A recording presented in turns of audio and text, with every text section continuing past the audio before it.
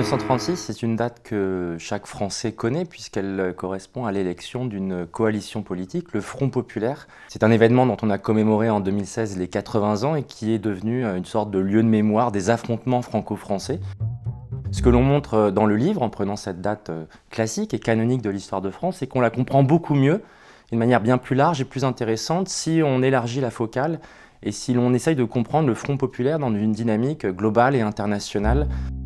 On connaît bien sûr le contexte international, cette lutte globale entre les démocraties, le fascisme et le totalitarisme. Mais le fait le plus important,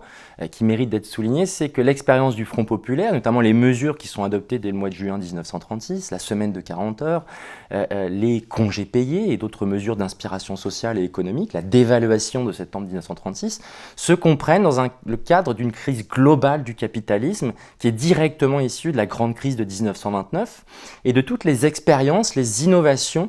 les tâtonnements qui sont mis en place dans divers pays.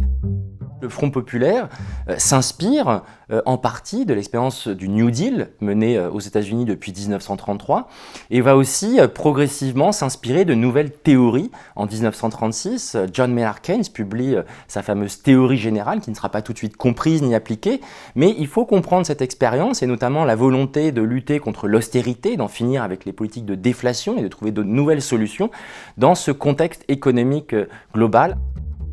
Relire l'expérience du Front populaire dans ce cadre international et mondial permet aussi d'aller à l'encontre de certaines idées reçues sur le fait que, par exemple, la réduction du travail serait une espèce d'aspiration inhérente